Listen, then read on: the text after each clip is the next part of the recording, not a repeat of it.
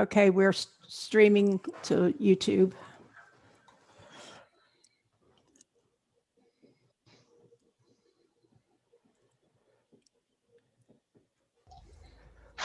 I just sent a text to Nancy to make sure she knows we're Well, Donna said going live. Donna said she was good for the meeting too, so. Okay. But I can, you know, there's three of you if you want to start, but I'd rather if we wait a little bit. Yeah, we got a minute. Yeah.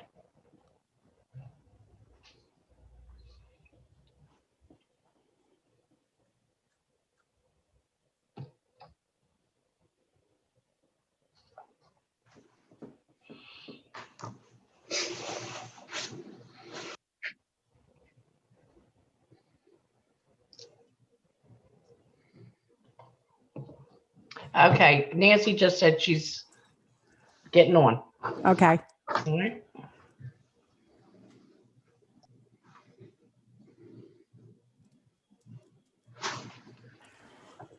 Let me send an email to Donna.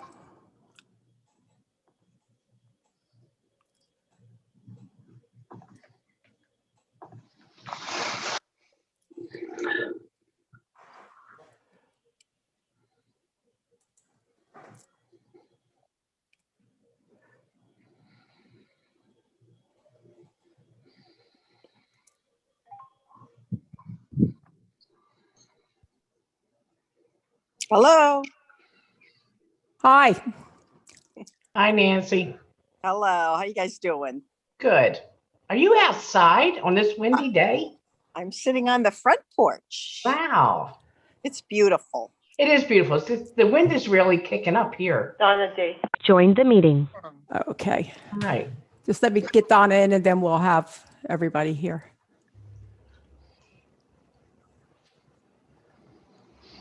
Here's her phone and her picture.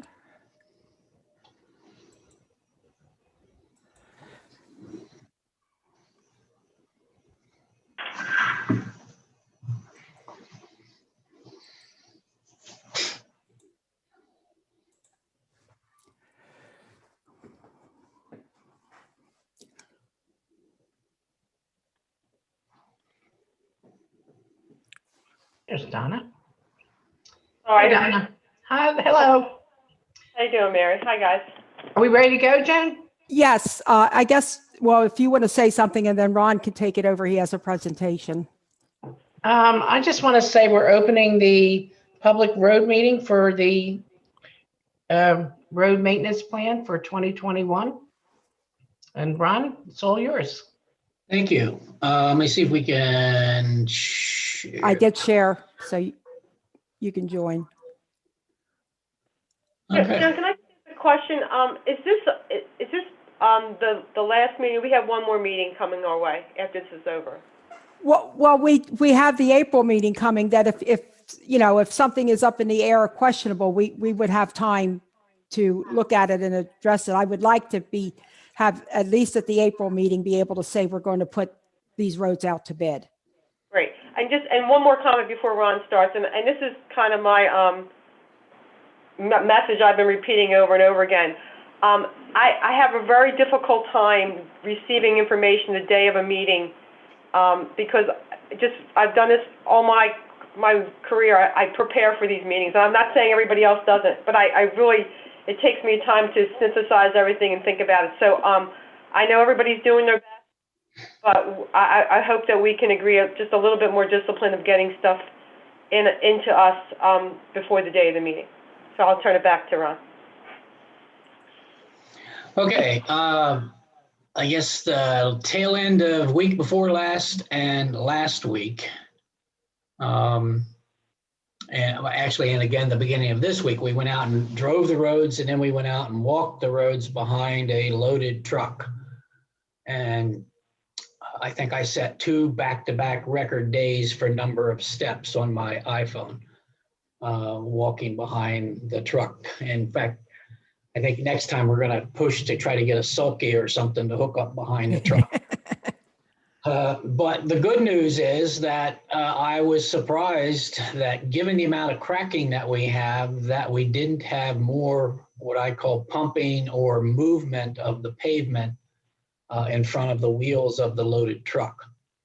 I would estimate we probably had somewhere in the vicinity of 5% or maybe even less on some of the roads and a little bit more maybe on some other roads. Of the area that actually pumped. And the pumping that we had was one of those where we turned to one another and said, did you see it move? Yeah, I think I saw it move. And we backed the truck up and roll over it again. So it wasn't really a pronounced pumping of, a major issue and what the reason that's good news is that to me means that our base of stone and the binder course underneath the wearing is still in pretty good shape.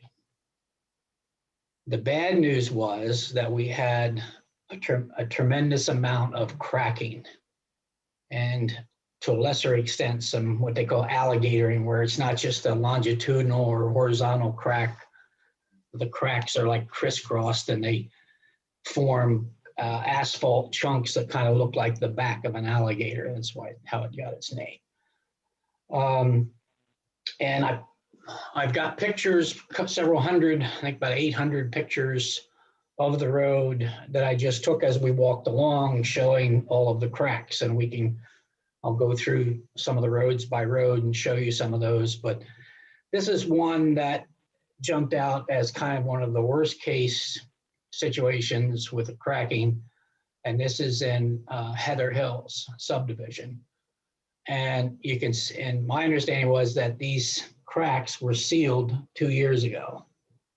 And you can see in this picture, can everybody see the shared screen? Okay. You can see a pretty significant crack opening up, or has opened up, where it had been previously sealed. So even though you're sealing it, this to me is a good example of it's only a temporary fix. The crack continues to open up, the pavement moves, and the crack reforms, even though you've put seal over it. And it really doesn't matter whether it's a joint seal like this or chip and seal or any of those other alternatives, or even a wearing course.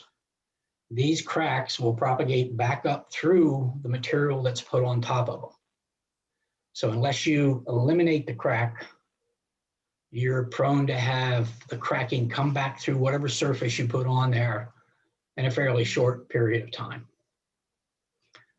So with that, Ron, you're saying that chip and seal, this isn't a good choice for chip and seal. Is anything a good choice for chip and seal?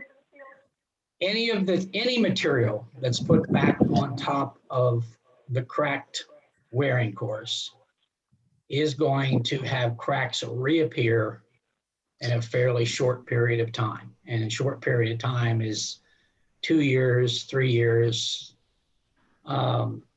Even wearing course, if you put 1.5 inches of wearing back on top of a wearing course that's badly cracked, those cracks will come back through that new wearing course within a few years.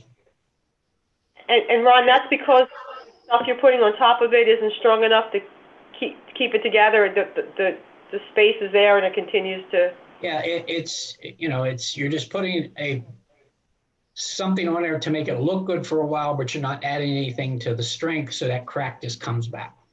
Gotcha. All right, thanks. Okay.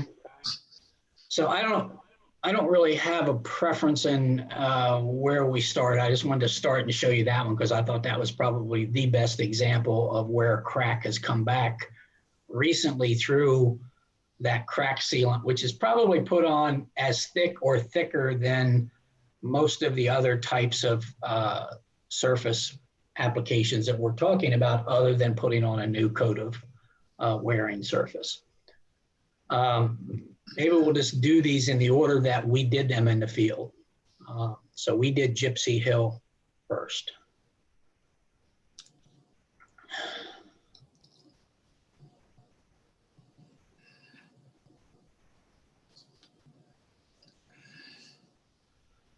So one of the things I did was, as we went along, I took the wheel that we had and I measured the width of the road. So here, when you start out on Gypsy Hill coming off of 896, you can see it's approximately 23 feet wide.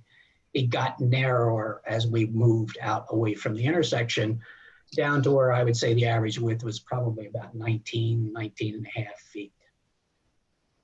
But as you walk along this area, you can just see areas of cracking along both sides of the road that are pretty dense and in some cases these are pretty significant cracks here. That's probably a 1/4 inch crack there, less over here, maybe 3/8 of an inch here.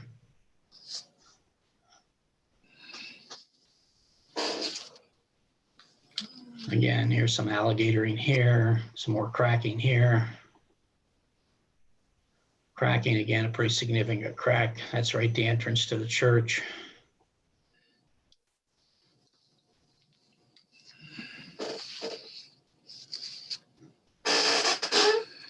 And some of this had been sealed before, but you can see the cracks coming back through the sealant.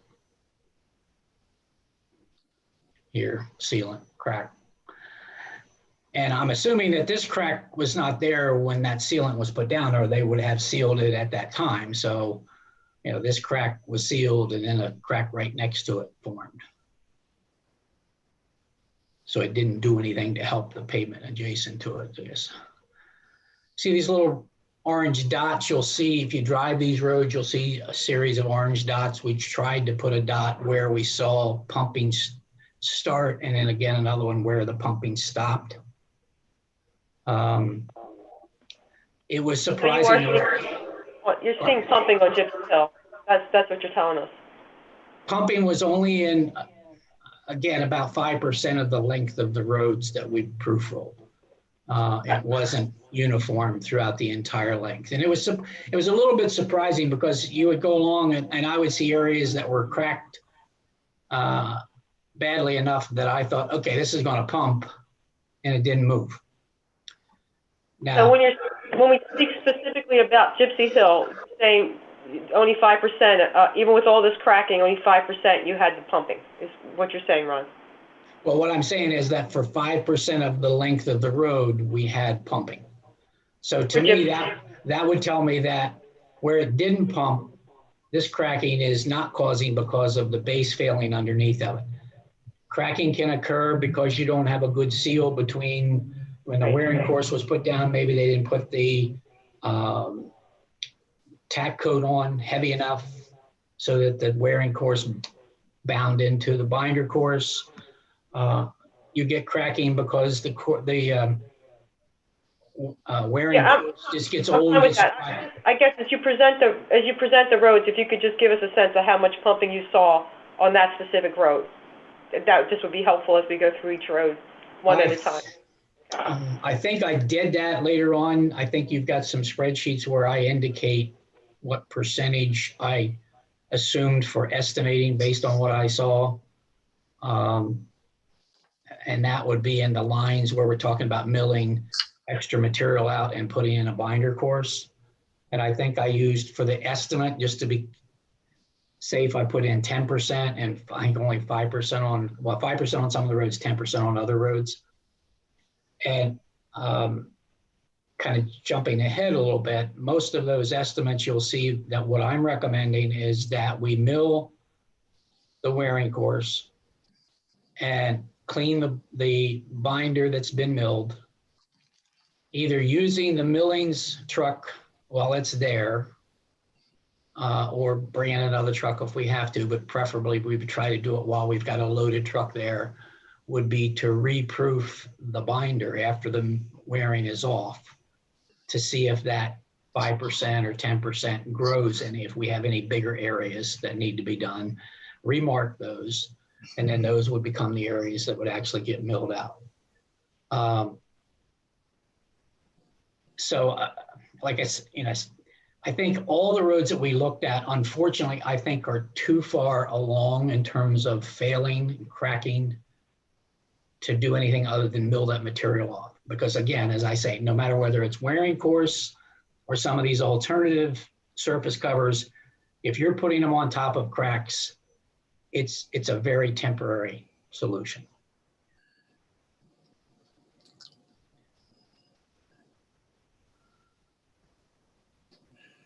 So, Ron, I have a quick question for you then. In a perfect world, we would get to these things before they get to this point. I realize we're not going to have any money left, but if you could just think about if there are any roads that you would like to do a chip and seal approach to help save them or extend their life. Obviously can't happen this year, but maybe we should know about them so that we can try to get ahead of some of this stuff. Well, I would suggest that this year we prioritize a few of the roads, however far the money will go, do the mill and repave. But next year, what I would suggest is that you set aside some percentage, 30%, some percentage of your budget, and go to some of and I think probably most of your collector roads are probably going to be like these roads that they're already too far gone. But the subdivision roads, I would say in those, you ought to set some money aside to go back and go to ones that aren't near as far along as Heather Hills subdivision as far as cracking, and seal them, so that instead of having to repave them in 2 years, maybe you can get 5 or 7 years out of them more. That's great. Thank you very much, Ron. Hey, Ron, just a quick question on process as we go through this meeting. Is Gypsy Hill, okay, do you have any sense of where you would prioritize these roads as we talk about them? So, maybe one way we can think about this is, is Gypsy Hill the #1 priority because we're talking about it first? Or would you say that we have, say, 3 roads of equal priority and now we're just kind of deciding, the priority in this meeting? Gypsy Hill I'm showing first because that's the first road that we proofed, and the reason we did that one first on proofing was that you come out of the Township road and pull onto 896 and drive a short distance down to 896 and there's Gypsy Hill. We don't have to drive halfway through the township to get to another road. So that's why we proof rolled it first. In terms of after what we saw, what I would say would be that Gypsy Hill, Schoolhouse, and Old Schoolhouse are all very close in terms of their need to be resurfaced. Hess Mill is not very far behind them. And one of the reasons why I thought maybe Hess Mill would be a little bit higher candidate was that we've got a few hundred feet there to pave anyway to put the top coat on the bridge. And it's got some major drainage issues. I did get a chance to go out there this week when it was pouring rain, and it's like a river going down the right side of that road coming down the hill. So I would say we do some drainage work and then resurface that one. So again, the 3 worst as far as what we saw from the condition of the surface were Gypsy Hill, Old Schoolhouse, and Schoolhouse, not very much difference. Then Hess Mill and Laurel Bridge weren't too different. Laurel Bridge might have been a little bit worse than Hess Mill, but it didn't look like it got much traffic over there. Heather Hills subdivision, I think we could put that off pretty easily. I mean, I would go back out and do a little bit more crack sealing, just to get you through, so we don't get a lot more water going underneath the bridge and cause it to deteriorate faster than it's going to otherwise. But I didn't see anything there that said, you're going to have any issues if you wait a year or maybe even 2 years to come in and do something with that one.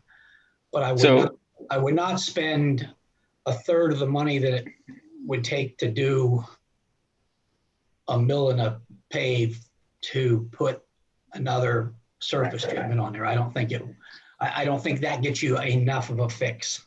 Mm-hmm. On that. So from I'm just thinking in a high level here, if we walked out of here tonight or this afternoon and said, yeah, Gypsy Hill, Schoolhouse, and Old Schoolhouse, that's going to be our priority for 2021, you wouldn't have any heartburn over that. You'd say, yeah, that makes sense. And then if there's any, whatever's left over, we would have to decide between Hess Mill and Laurel Bridge. And I would say, let's do it with Hess Mill and maybe do Okay. it not really toward the entire resurfacing of the road, but maybe some selective. Like there's a stretch there where I think we need to come back and think about maybe widening the road a little bit and putting a bituminous curb in, just so we can create a curb gutter line for that water to come flowing down the hill. Right now we have a bituminous swale alongside the road that gets to a point where it's about a foot deep in places, which I think is a road hazard.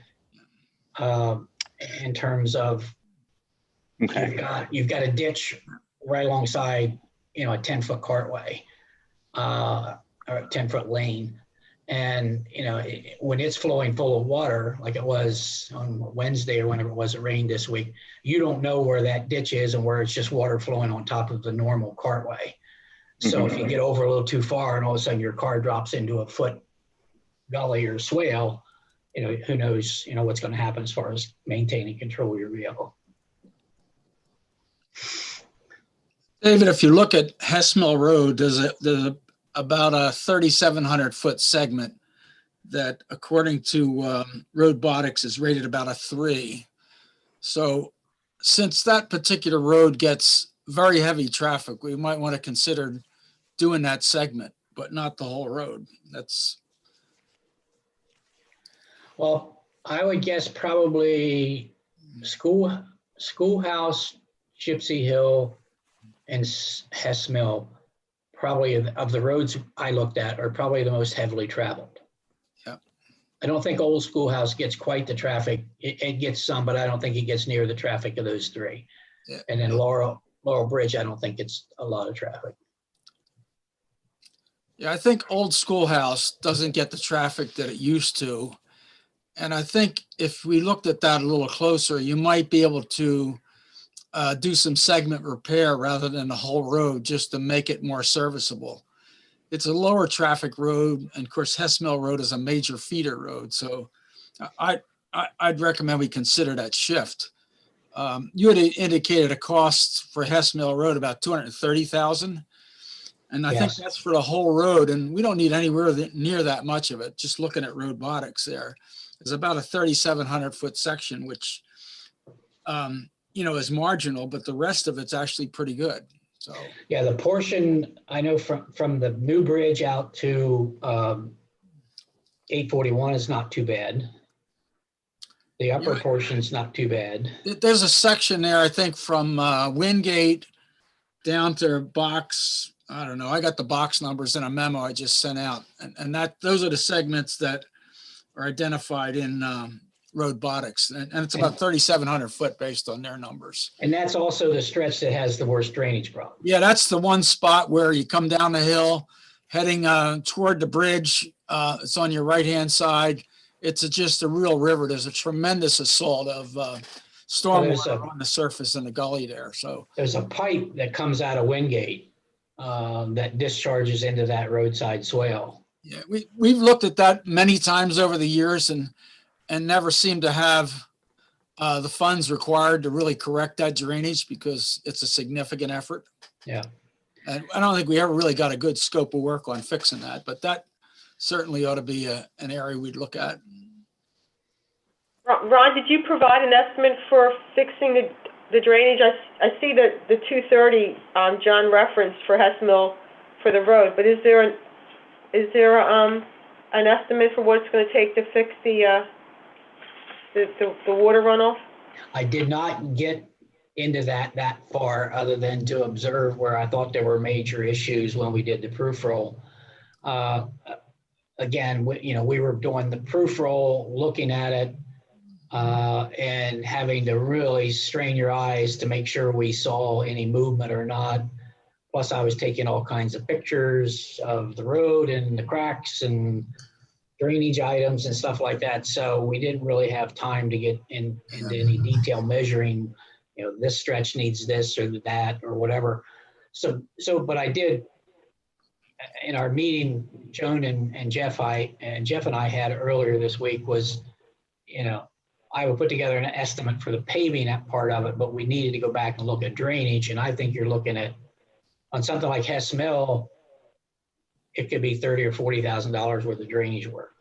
Right. Yeah, I wonder for the next meeting we have that so we can figure out how it all fits together, because I hear what John's saying. Maybe there is a way that we could consider Hess Mill, not the whole thing, but the parts that you've identified along with the drainage work, because it sounds like that's an issue. And that, as you said, that road is heavily traveled. But we can wait till the next meeting to get a better estimate from you. Ron, that 230,000, I assume, was for the full length of Hess Mill Road for a mill and overlay? Correct. And that was, And I don't know what the total length of the road here, but I think we're only looking at 3,700 feet, which might even be less than half of what you got in there. So within that 230,000, you may be able to do that segment plus the drainage work and still be under it. I might just sense of the numbers. I think you could do the portion that's the worst as far as mill and overlay and do the drainage for the 229. Yes. That's kind of my sense, but we need that estimate. So, and then you need to look at. There's a short portion of that the overlay is part of another budget, I would assume, because that should be coming from some bridge money, right? Yeah, that one section, I don't know how much we're going to do there. It was the bridge plus a blend or a ramp in on each side. I really didn't have a sense of what that total would be in length.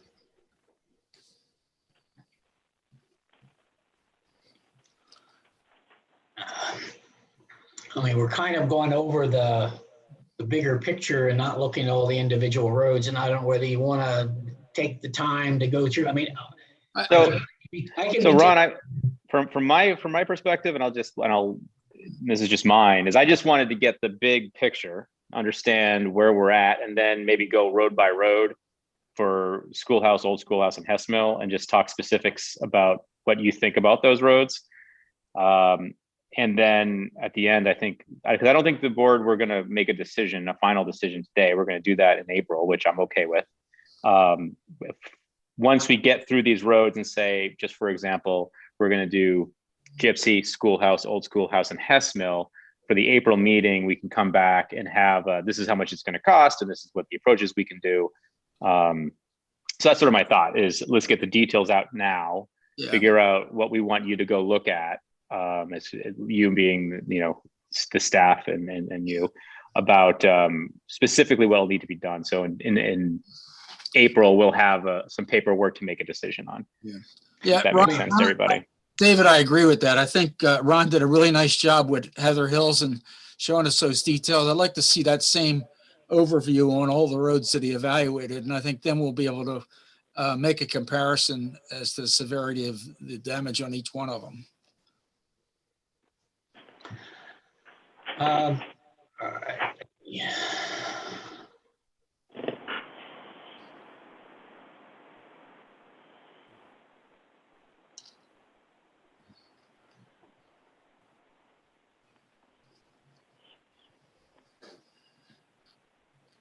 All right, I think this is going up Old Schoolhouse here.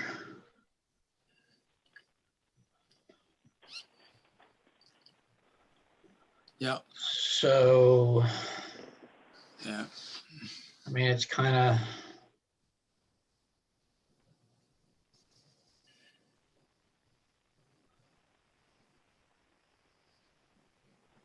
I did take some pictures of the pipes, try to just so I identified it, whether they were plastic pipe or concrete pipe.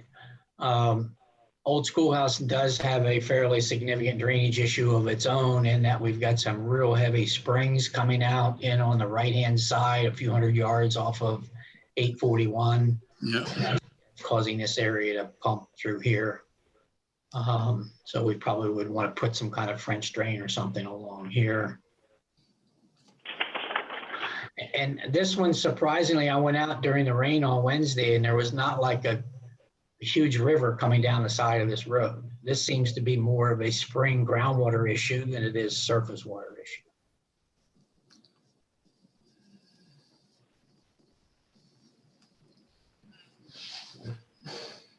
We're the same as far as cracking. in several areas along some of the roads, there were, looked like about number 3 or number 4 stone that was put into a ditch alongside the cartway.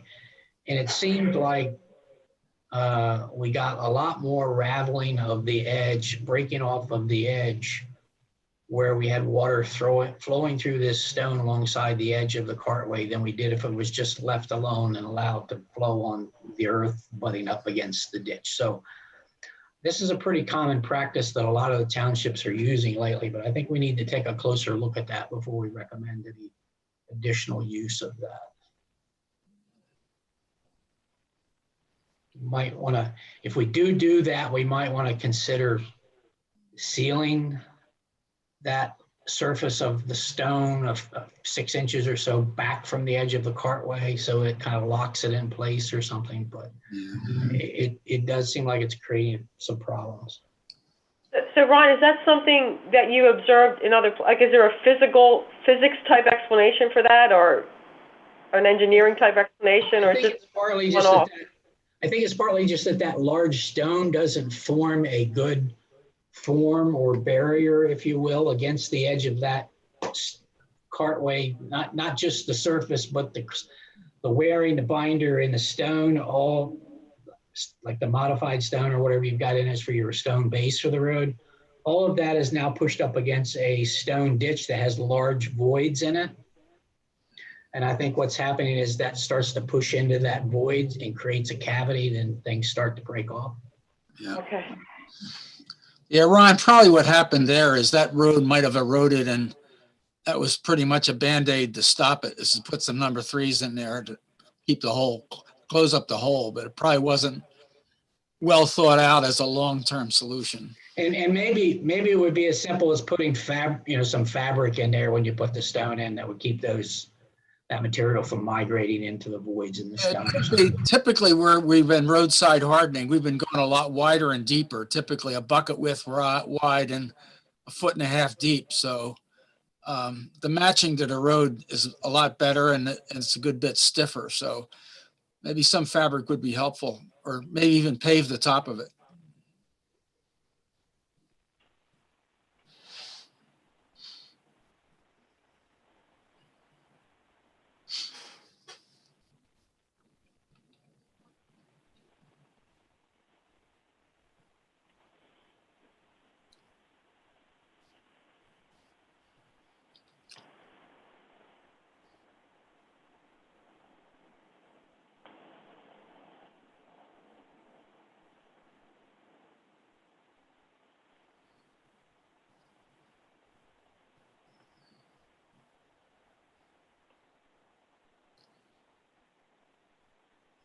There seem to be a lot of failures on either side of the speed humps, speed tables. And I don't know whether that's the trapping of water on either side of that is causing some of that. Ron, when you did the roll test, did you notice any base issues on those cracked areas? Well, Because the reason I mentioned some areas you looked at them, you thought that's going to pump, and it pumped. Yeah. Some areas you went at them and looked at them and they said, man, that's cracked really badly. It's going to pump like crazy. And the truck just ran over it like it was a brand new road. Years ago, going further up, when you get up top of the hill past the stop sign, there were some areas that they just paved over dirt. And so that was fixed a few years ago, but it probably wasn't the best prepared road by any means. It seemed to be a little bit worse the farther into the road that we got from 841 from the end that we came in from down near Hess Mill. The road seemed to get worse going up and over the hill. Ron, thought, so when we meet in April, clearly we're going to have to make some decisions probably between Hess Mill and Old Schoolhouse. Can you just tell us at that point, understanding which one, the road traffic and the water problems, which one you think will hold up better if we wait a year on one versus the other, or if there's just some relatively inexpensive things we can do for both of them? Well, one thing we might want to consider, and I can certainly explore this a little bit more for you, would be maybe we go in and take a look at not just saying, okay, we're going to do this length of road, but we go in and say, okay, we're going to fix the drainage. We're going to fix any areas that we saw that pumped. And if we fix an area that's pumping, then for this fix, I would just put it binder up to the surface and wait to put the wearing coat on until we decide what to do with the rest of the road.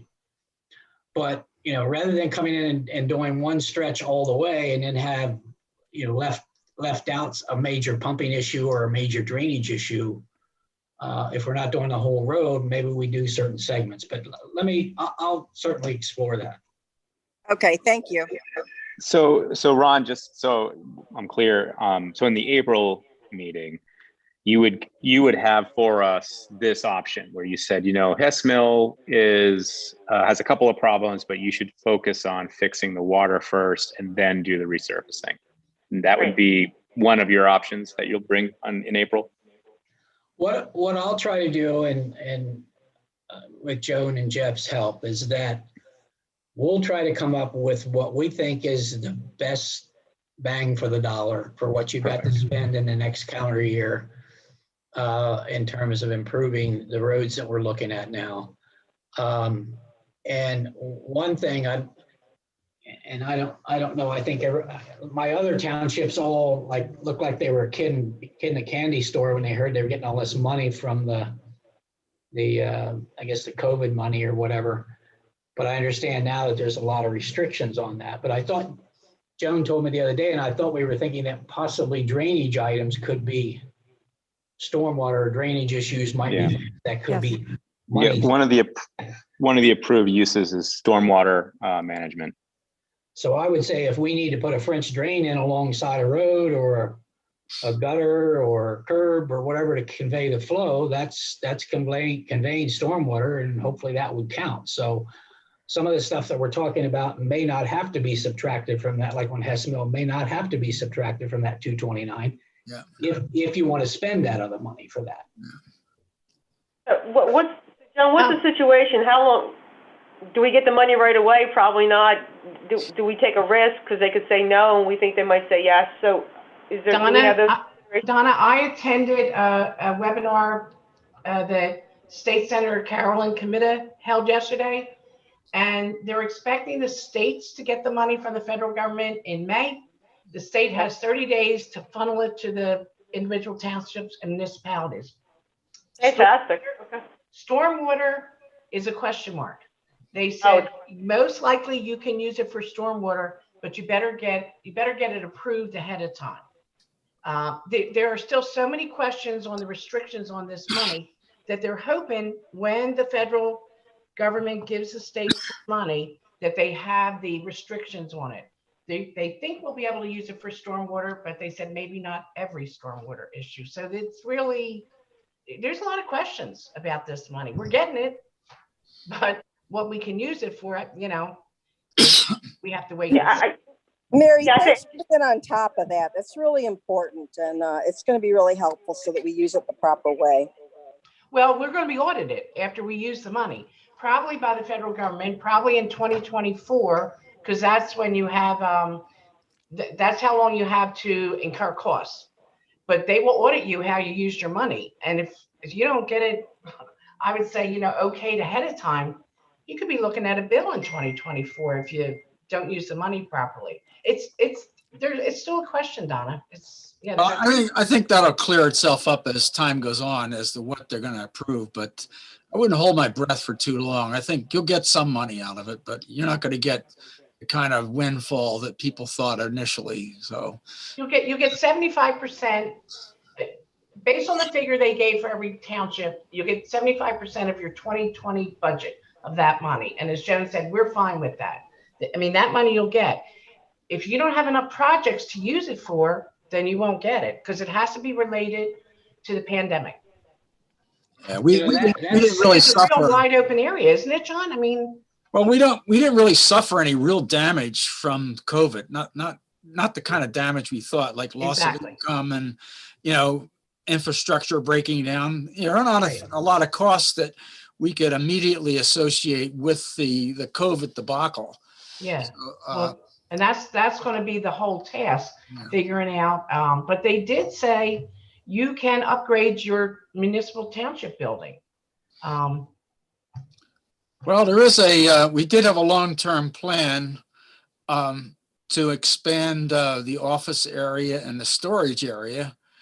And we really didn't take that any step further. We just sort of ran out of money on it. We made some major improvements in there and stopped, but that's still out there. Those ideas are still there and still valid. So, I mean, I don't know if there's any ability to push back at all, but to me, one of the more common sense measures to spend this money on would be infrastructure. I mean, Right.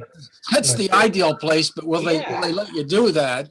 Why Well, buy another big screen TV so everybody can see your meeting in a meeting room or something? That would be the strongest need for any township, would be infrastructure, but doesn't look like that's the way it's going to go. But irrespective of the money, I think the concept you're putting forth of fixing and doing segments of improvements are appropriate. That's really in line with a philosophy we developed quite a few years ago, where we looked at slowing the process down and fixing the root causes before we just went ahead and did everything. So that fits into that philosophy of getting that work done.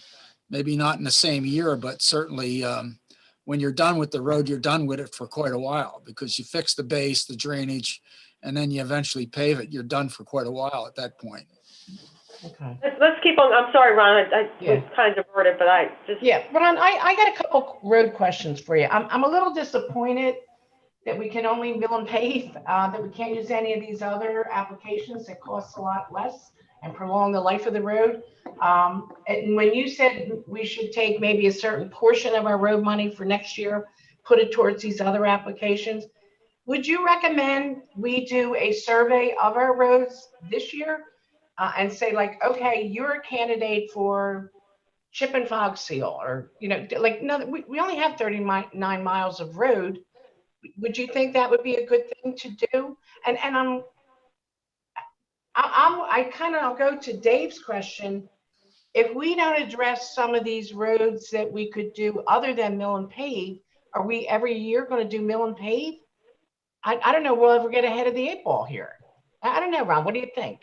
Well, if you remember the last time we got together, one of the things that I had recommended was that we put together, and it was sort of modeled after that township that you visited, had a spreadsheet that said, here's what we've done in the past. And it had a chronological record of we paved, we put the surface treatment on, we paved, we put a surface treatment on. It'd be nice to go back and I asked Jeff when we were driving around, so I said, Jeff, can you take me to a subdivision that's like only like 10 years old or 8 years old or whatever, that we can look at the roads? And we did 2. We went out to 2 and looked at them. And I said to Jeff, I said, these would be candidates to do some other kind of surface treatment. And I think what that could do for you is maybe buy you 4 or 5 more years before you had to do something bigger than that, and maybe more. We don't know. It depends on how well this stuff works. I don't know that it has a proven track record yet, but I think there is merit. And you heard me say earlier when we were talking about what causes these roads to crack, is part of it is just that the asphalt gets old, dries out, and it cracks. And if you can put something on it to keep it from that progressing as quickly as it normally does, I think you would get a little bit more life out of that paving. So yeah, I think, it's a complete assessment. And I think you've started down that path with the robotics tool, Right. roadbotics. And, to go back out now and, maybe we get by this year's bid package or a round of bid packages. And then we start now for next year of, okay, let's go look at all the roads and prioritize them, categorize them as to, okay, these are in good shape. They just need to be watched, or these need some chip and seal. And maybe that is not the entire road either. Okay. The Wingate Farms Duncan is a situation where you got a small section of road that's really a lot worse than the rest of that subdivision. I think that we're only proposing to do a small section of that, but It has. We get to that. I want to talk a little bit about that, Ron, when you get to that roadway. One of the developments we went in, Ron, was Hunting Hills and Hunting Hills Drive South across from Hawkins, where you thought the chip and seal might work. Well, yeah, I mean, I think it's great to have that discussion. It's great to have a multi-year plan, and it would just be wonderful to get ahead of things. It seems like we're always just trying to solve the problem of the year. Yeah, but that's the process, right? I mean, it takes time to get to that place, and that's what we're working towards.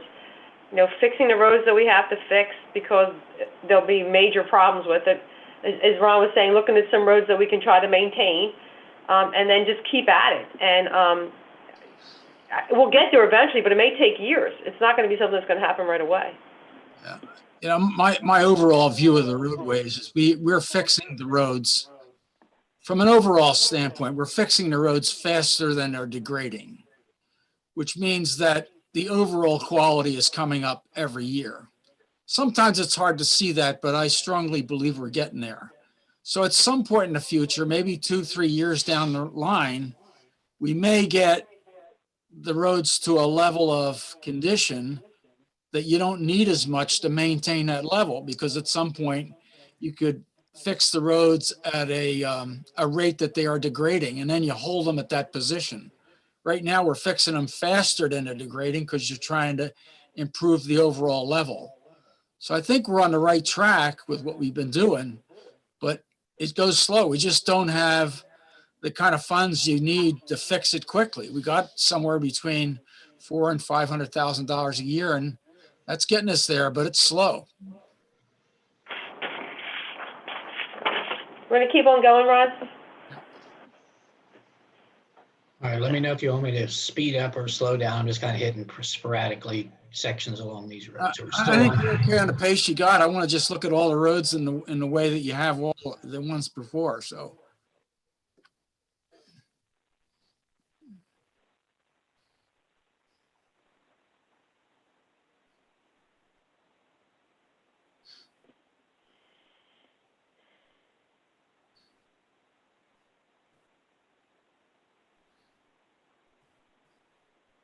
Ron, what road are we on now? Old Finishing up Schoolhouse. school. This is the other end of Schoolhouse. That's fine. Old Schoolhouse, sorry. No, that's where we've been. Okay, that's fine. All right, now we'll move up 841 to Schoolhouse. Yeah, that's the one that kind of surprised us. We thought that was in decent shape, and then it wasn't. Well, really, robotics was the way that we found out it wasn't in decent shape. And that's useful to have something like robotics, expose that. Yeah, I thought that robotics showed it green. I don't have. Yeah, Yes, nope. robotics showed Schoolhouse as green. As No, I'm green, talking yes. about old Schoolhouse. No, we're talking about. Yeah, old Schoolhouse showed it as yellow. Yeah, we're talking about Schoolhouse right now. Well, Schoolhouse blew up last winter. Right, that's what we're saying, is that Schoolhouse, we thought we were in good shape. Robotics said it was in good shape, and then we walked it and it had blown up. That's part of life. Yeah, exactly. It's like we thought we were good there.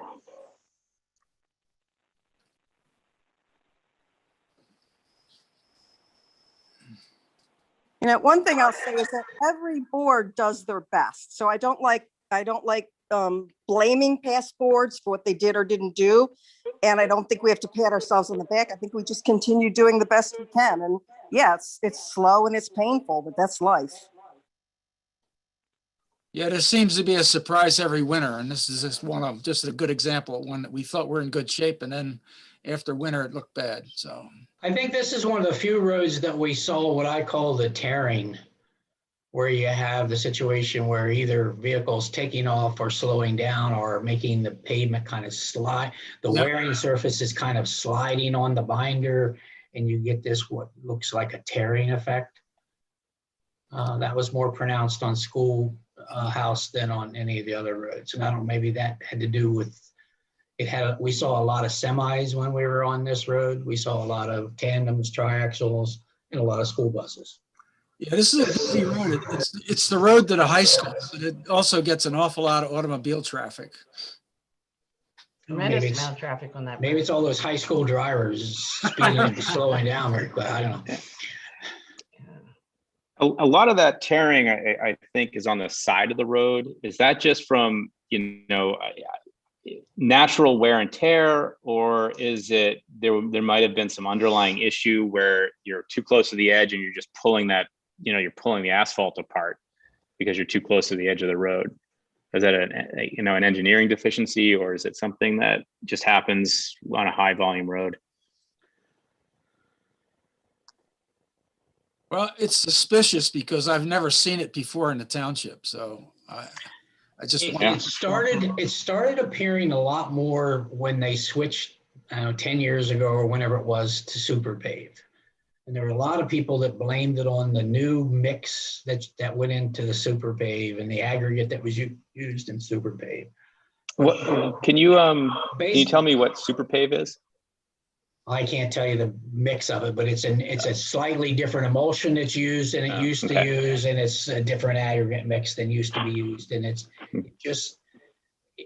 sort of like everything else with like pressure treated wood and paint and everything else. It used to last a lot longer than it does today, but today's stuff is environmentally more sensitive. So I don't know the details. I'm not a asphalt chemist, so I can't tell you all that. I don't know all that makeup composition stuff, but that's basically what's going on. But the mix associated with the super pave seems to have more of a tendency to do the tearing, poor adhesion between the wearing surface and the binder. So generally, that's a lack of enough tap coat being put down. So it's just the weight of the vehicle is adhering to the surface of the wearing surface, but the wearing surface is not adhering to the binder, and it moves forward. And when it moves forward, it creates tear marks, stretch marks. You see it a lot at, like 896, if you go to major intersections, four-way stops, things like that. I think you see a lot of the tearing there at 841, 896.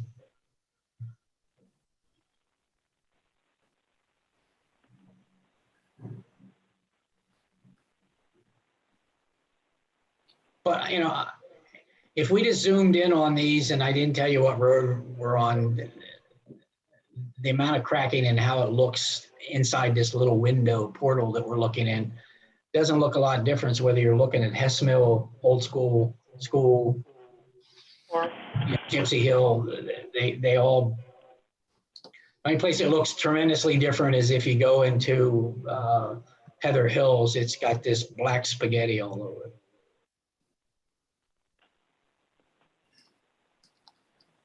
I don't know the history of the Heather Hills development. I know it's an older one, but that does seem to be a development, I think more so than any other, that has a lot of that cracking, a lot of that crack sealing. Is there any other development in the township that has quite that level of crack sealing on it? Jeff, I haven't been into all of them, so Jeff may be a better one to answer. Yeah, I'm not sure, but Jeff, would Twin Bridges look that way? My last trip out there, I thought it did. Twin Bridge, probably Heather Hills has the most, but I would think Twin Bridges, Hunting Hills Drive, and Cavender Lane off the top of my head.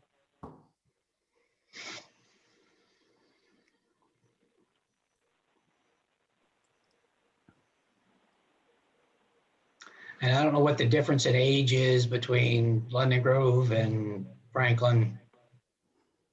See, theirs looks pretty good compared to this, but I'm assuming that's age. Well, they got a much better budget than we have, and they seem to be able to put a lot of money in paving. Just my observations over the years. Is some of that damage that Franklin has on this road because of the slope of the road? They don't have the slope that we have to deal with. And Well, I use this road a lot. And when we have those catastrophic rains, those darn rocks are all over the road.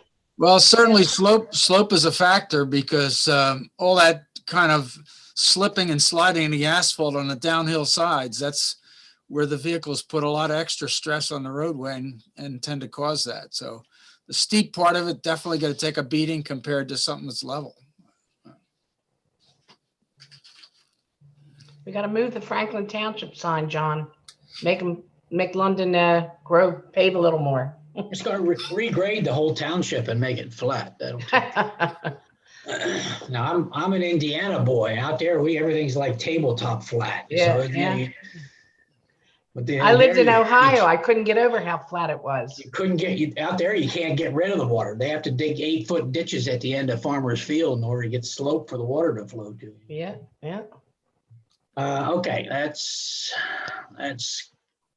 Gypsy Hill, Esmel, Old School, and Schoolhouse. So let me.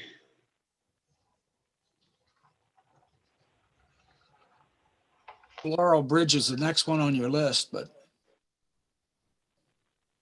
Help me, direct me to that. That's Heather Hill. So Laurel Bridge is up and to the right. By Stonegate, yep.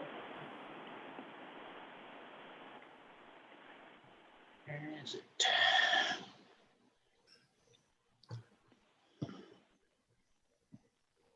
No, Is that it there? My pictures Nah. didn't show up. No, that's That's Auburn. Auburn. It's Oh, it's Auburn. kind of northeast, Ron. Getting of close. the township.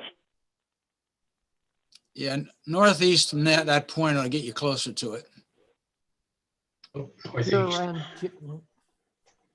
If you can find the Landenberg store, that's an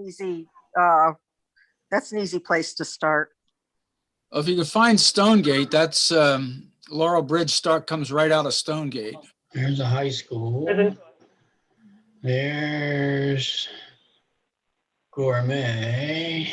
Twin Bridges. Here we go, I think. Is this it? That's Broad Run, it is.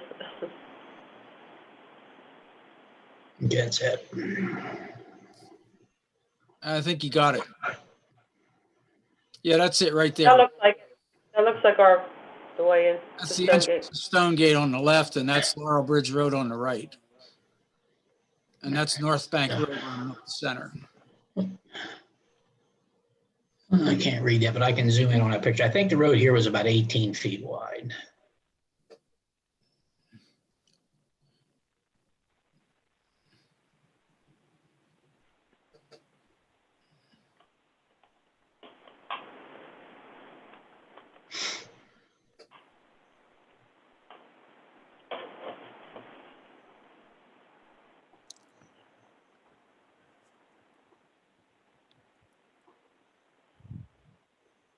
Ron, I think right near picture number 12 was an area we had some drainage issues. Or maybe it's 15 now. There's some drainage issue. Jeff can probably speak to that. It's always been an issue over the years. if you can back up, Ron. Some drainage there. Yeah, there's some pipe under a driveway or something there that's been a problem, so. Go to like the first set or two of pictures, Ron, Which one now? from North Bank. Which set of pictures now do you think, Jeff? Pan the screen to your right. Yeah, opposite, Ron. There's a driveway coming in. Keep going more. As that pond we talked about. Right. So go right around pictures, set of 3 or 4 there. 3 or 4 is where I think it is, Jeff. Yep, I agree. But it's covered by trees, so I can't really see it.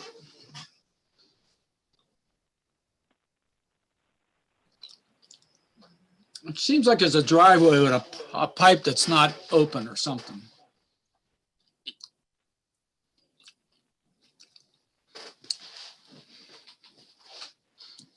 Well, there's a driveway there, but it didn't look that. You may not have gotten a picture of it, Ron, because I don't Yeah. think that's it. No. Yeah, if you remember, Ron, it was the one driveway that has a hump to it. And what it's doing, if you're walking from North Bank, it hits that hump of the driveway and it goes right across Laurel Bridge and it goes right down along that guy's board fence. Well, this one has a hump here, Yep, that's probably it, but we probably just didn't get the pipes probably back this way farther or something. right? There's a pipe in there, but I'm not sure of that now, looking at it. Anyway, it's an area that ought to be looked at. We may not do that one this year, but it's certainly one we ought to define a little bit further. Oh, we have to, yep.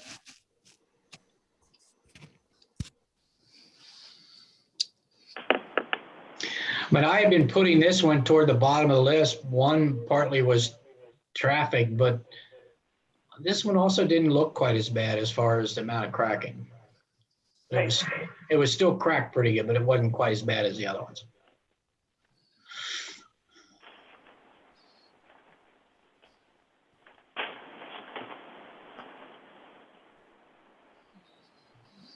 And I'm not sure, Ron, if there is a pipe underneath that driveway, but I know it's got a hump and a big pothole in the center of it.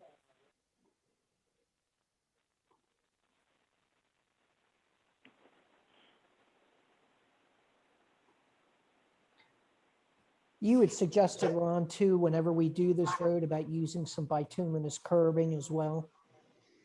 Yeah, I think there'd be a lot of places where it doesn't have to be a real formal extruded bituminous curb. You can just leave the gate up on the end of the screen and let a little extra material put out and then hand work it just to create a little bit of a gutter there to let the water flow in.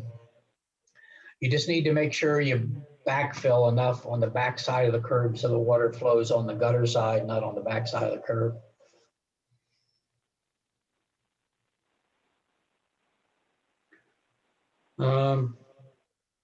Do we want to go back to Duncan? John, you wanted to look at? Yeah, the one on Duncan, both David and I and Jeff looked at that one quite closely. So just want to point out what my observations were. Right, and that's another drainage issue. That's what we talked about the last. It's a roadway, but he only has it in there as 13,000 because it's a short section, but there could be some subterranean issues there. That's what. If you can go back to Hess Mill, Ron. Yeah. My map doesn't have any road names on it, and I'm not intimately familiar with all these roads. Yep.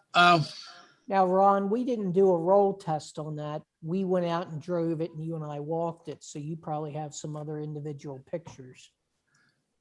Yeah, they'll be on here the same as, where do we go to Hess Mill? You're on the wrong side of the 896, I think, here. If you get the Hess Mill, Wingate Farms has got a specific shape. If I see that, it's not in the screen yet. Go up. That's it. Let me get smaller and we can. Yeah, that's what you got to do.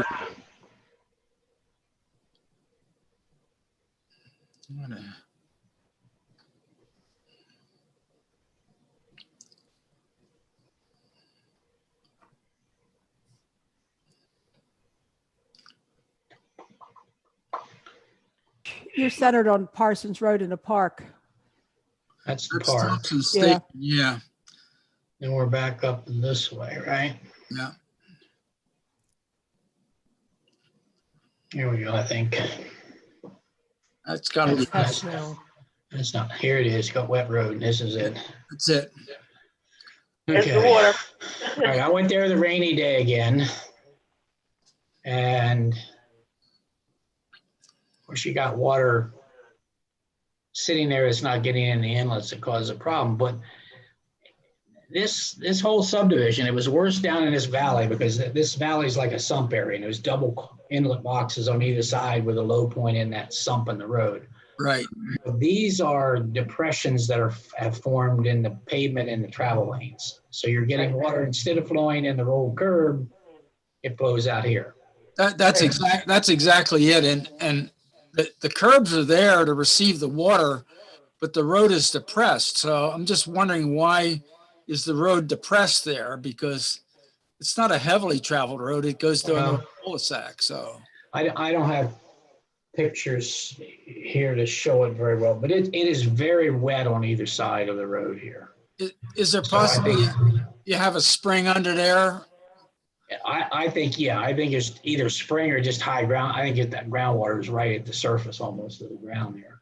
Yeah, that road. So I had two thoughts. One was a French drain behind the curb that would pick up the water on both sides and take it, because there is a stream that goes through here and a culvert. These culverts, these double inlet boxes actually pick up water in a pipe and discharge water from a pipe. It doesn't flow somewhere else. Yeah. So I would resurface this for a few hundred feet in both directions, elevating the blacktop so we make sure we got it higher in the curb on the side. And then I would use, instead of a normal 2% crown, I would use a 3 or 4% crown. Yeah. So we make sure we push that water to the sides and get it in that rolled curb and get it into those inlets. And that takes care of the water that flows down the road. Then to pick up the water on, and that just the wet area, I would do a French drain in all 4 directions on the back side of the curb. Yep. That would pick up that water and take it into that stream. Okay. Can we also have an estimate for that? I don't know if we'll get to Duncan this year, but Well, I if we had can the get estimate for the paving, but I didn't have the estimate for the drainage, but we can add that. I can add that. yeah, if we get it from the stimulus, whatever the money's called, COVID money, maybe we can use it. I don't know. I just know it's been an issue that keeps on coming up. I know, Dave, we talked a lot about it at the last meeting. But this subdivision, you drive through it in a rain, it's got a lot of this tire track water conveyance throughout the entire subdivision. Yeah, that's not crowned correctly because the curb's there to receive it. It just, the road's not contoured correctly to get it into the curb. Well, I would suggest you make any, and I don't know if you have that many new subdivisions to come or are in the works or anything, but going to at least a 3% crown in the interior subdivision roads rather than 2%. Hasn't been a whole lot of opportunity for that, fortunately. Yeah. But I have that same trouble in the township I live in. There's also where I'm the engineer in New London. I can't get the roadmaster and the road crew to put enough crown on the road. I keep making that recommendation to the board and it gets passed on and it just doesn't seem to happen. I don't know, getting the water off the road is the key to making this stuff last. Otherwise. I got places where they put in inlets and the water flows across the road to the other side, never gets to the inlet. I'm like, what? Why'd we put an inlet in? Somebody needs a laser transit or something. Something, I don't know. I think that's it for the roads. Well, Heather Hills, you want to go look at Heather Hills? Sure, why it's here. Why not? We're here. We only looked at part of Heather Hills, but there are 3 roads up there. Yeah, I just started off with that one to show you the Right. crack. You know, I'm trying to remember it was last paved, but it really is a mess. And I know we probably can't afford it this year, but we need to put it on, you know, in the next year or two to just fix that dang thing. That's Sorry, Nancy, could you repeat what were you talking about, Duncan, or are you talking about something else? Heather Hills. I'm moving to Okay. Heather Hills. Yeah, just if you look at Heather Hills and you add up what Ron had for the 3 roads, it's like 21,000. So it's not a minor project. You mean if it's way you- more than that. If you look at all 3 roads, you're looking at a couple $100,000. I've got for Heather Hills, Highland, and Glenlock, using Ron's numbers, I got 221,000. Yeah, you said 21,000, I Yeah. think. Yeah, it's 221. Sorry, Right. Yeah, we would right, like that's to, we okay. like your old numbers better, John. Yeah. it's in that one tab sheet I put out just so we had something to. It's a lot of numbers money, in. that's for sure. But it's well, as Ron says, it's not going to get any better, and we're gonna have to deal with it. Well, I think you got to crack seal it That's because not if you don't do that, it'll get bad pretty fast. So. All right, I'm gonna need some help navigating here. I'm lost. Can you Terrible find these roads. Chesterville? 841 in Chesterville? I'm not sure where you are. You know, I lived in there for 15 years. You think I'd be able to get there? Me It all too, looks Ron, the me same. too. It's just I that think the you roads wanna don't go- even map on it. They all look the same. Or Yeah. don't have any names on them. I think you want to go south, Ron. I can't quite figure out where we're at. There's the park. That's Thompson Station right there by 44. So you got to go up. North. I would just move straight north until we pick up another landmark.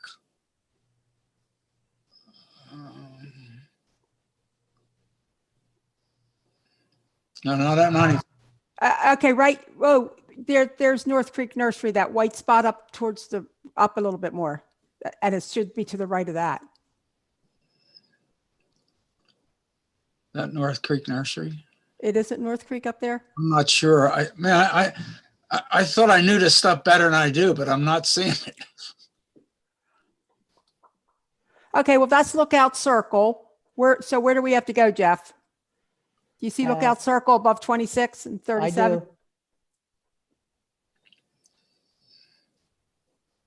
I do. Go a That's little, where you got the arrow is Landenberg Highlands, so you got to come down a bit.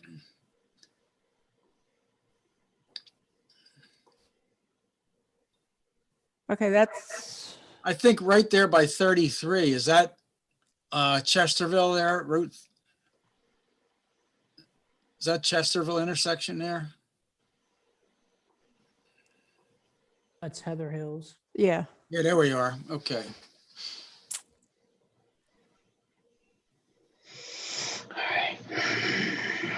Now the one down there at 16 coming in is Glenlock.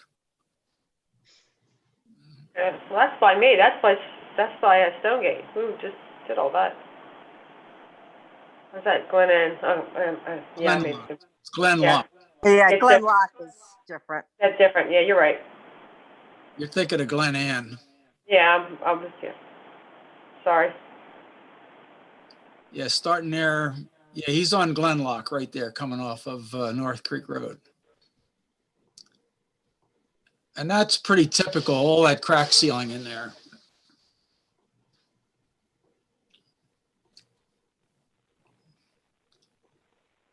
Yeah, cosmetically, that stuff looks bad, but if you didn't do that, we would have a disastrous condition there.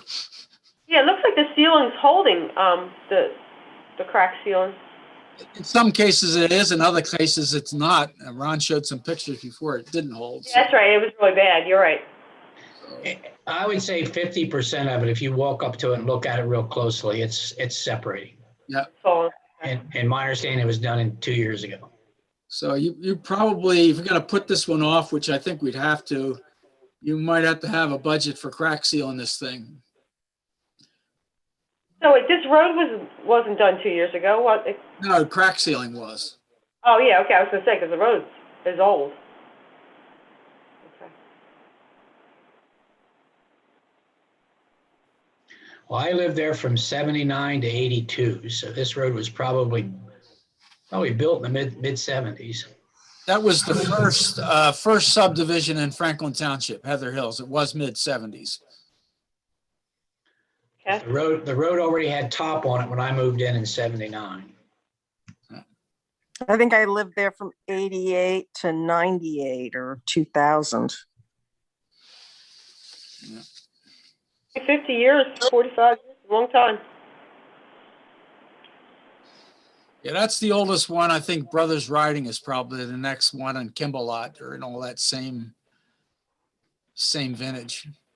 And most of the pumping that we saw was in the cul-de-sacs. Whoa. And I don't know whether that was maybe a result of turning the trucks more than real condition of the road. You know, one of the things that happened when those developments were built back in the 70s, there were really almost no inspections of the developer finishing the roads. And if they ran out of stone at the end of the day, they just didn't put it down. I mean, there are areas we had found in Brothers Riding where the base was in atrocious condition because of that. Now, somebody did send me 6 corings that were taken, and we had between 6 and 7 inches of blacktop. Wow. I don't know how much, I really didn't have the depth of the stone, but we had 6 or 7 inches of blacktop. Well, if that's all blacktop, that's pretty strong. But that's, 7 keep in inches. mind, that's the original, plus Yeah. somebody's overlaid it. Yeah.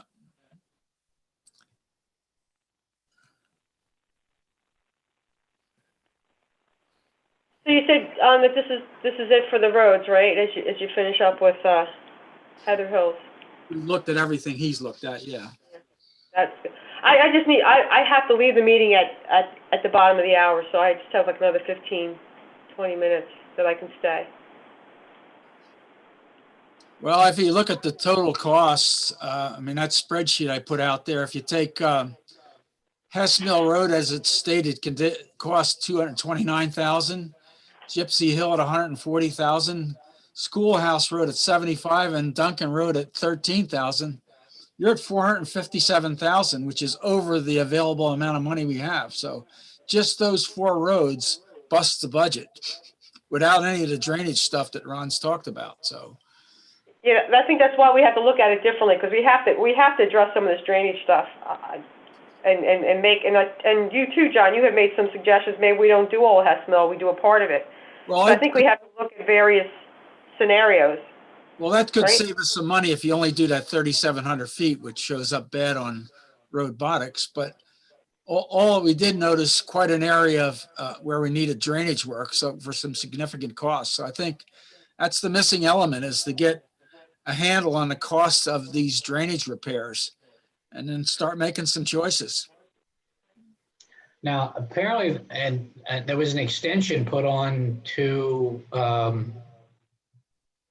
this Highland, I think,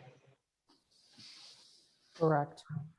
that happened after I moved out of there. And we didn't really, it was in pretty good shape, so we really didn't do anything with it. All right. The last, what, Jeff, 150 feet or something like that? Correct, sir.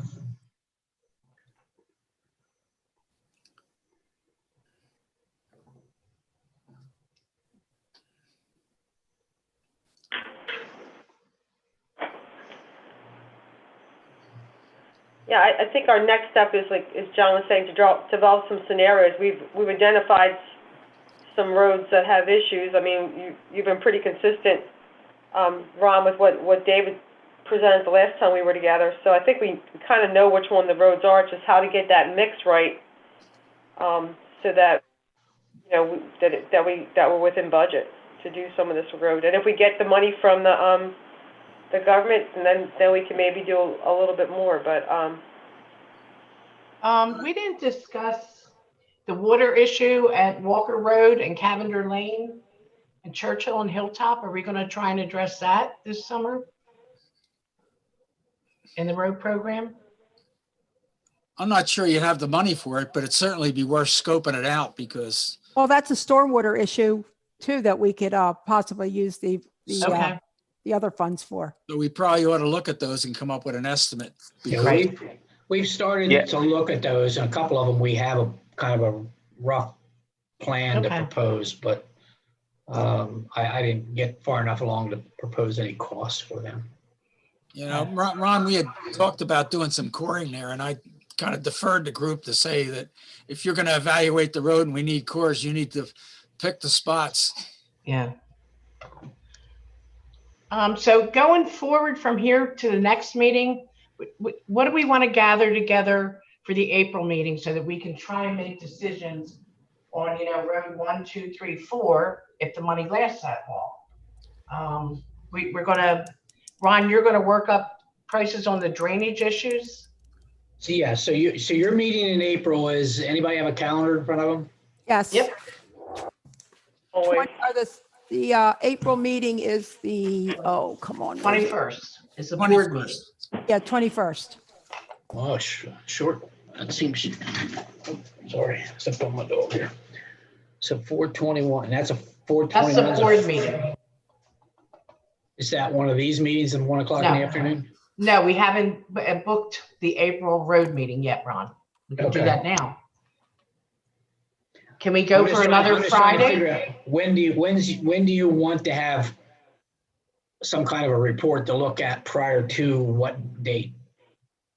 So we've got a monkey on our back to get something done by a certain time. Right. And So then after the April meeting, we got to send out for bids for these roads, right? And then when do we start the work on the road? So we have to push it along, don't we?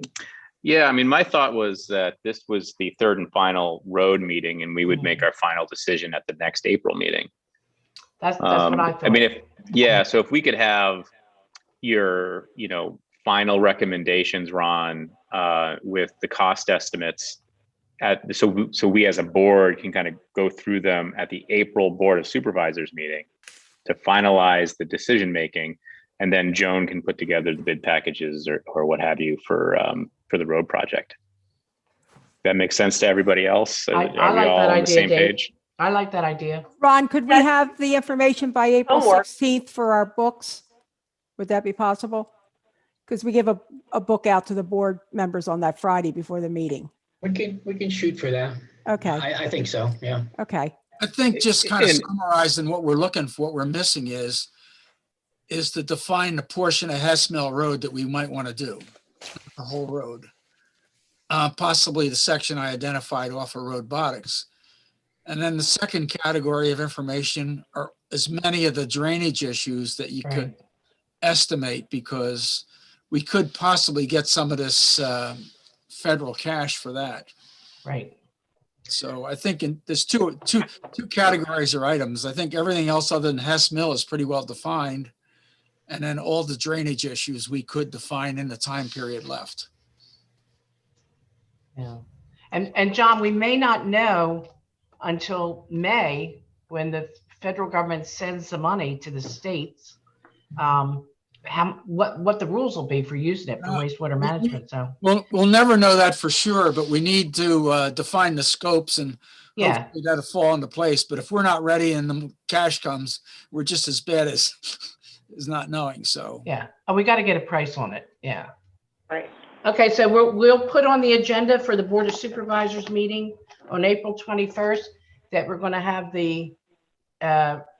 we're going to talk about the roads we want to try and work on this year, as long as the money holds out, right? We should be making a decision at that meeting. Okay. There should be a motion that goes along with it, and we can make a decision. And I don't know, Mary, I don't know how this will work, but maybe, I don't know how it works with the bid packages, but maybe we figure out how much it costs based on our budget, and then we have another road sitting in waiting if we have more money. We can have have more money. I don't know. You can add alternates in the bids. Yeah. They can bid on it, then we can add it in if the other bids come in lower. Or we get the money from. Or we get the money and Yes. use it for the wastewater or the water problems. Yeah, Yes. in absolutely. reality, you have more scope defined than you'll ever be able to do right now. So Right. I don't think Right. we need to find any more scope other than the drainage stuff. Correct, right. Okay. All right, we got a plan. What I Got a would plan. request is the 21st is a standing meeting for me in New London Township. And we'll probably still be doing Zoom meetings. So if we could pick either the beginning of the meeting or 8 o'clock or 9 o'clock or whenever you want to meet and do the road stuff, that way I can coordinate with New London and let them know that I'm going to have to slip out for a certain block of time. If you could help me with that, I would appreciate it. Well, Ron, we start our meeting at 7. And if we put you at the top of the agenda, would that work for you? Yeah, and then that way we could wrap it up and, whatever it takes, an hour, or whatever it takes to do this part, and then I can duck out and go to the other meeting, catch up with whatever I need to at that one. Okay, you're at the top of the agenda, Ron. Thank you, ma'am. All right. All right, any more questions from anybody? I think we'll have more at the April meeting. Everybody good? Yeah, Mary, do you have to take public comments? Is there anyone from the public there? I didn't see anybody up on the list. Joan? If anybody in the public is there, Yeah. and have questions? Is there anybody there, Joan? I let a couple public in, but I don't see them. There's Now- no public left. No public left. So there's Okay. no public comment. Okay. I don't want us to be accused of not, you guys have done such a great job about being transparent to the public. Want to give them the opportunity to Right. comment. Well, Donna, this is a public meeting. We'll do minutes on it and send it out there and let everyone know that decisions will be made at the April Board of Supervisors meeting, so they could jump in there. And it's on YouTube too, if It's they, on YouTube, yeah. No, yeah, I think it's great. I think it's all good, but I think it's good. Like you did everything right, Mary. It's all good. Okay. All right, everyone. See you at the board meeting, April 21st. All right, thanks, everybody. Thank you. Great job. Thank you. Have a Yeah, good thank weekend. you, Ron. Yep, you're welcome.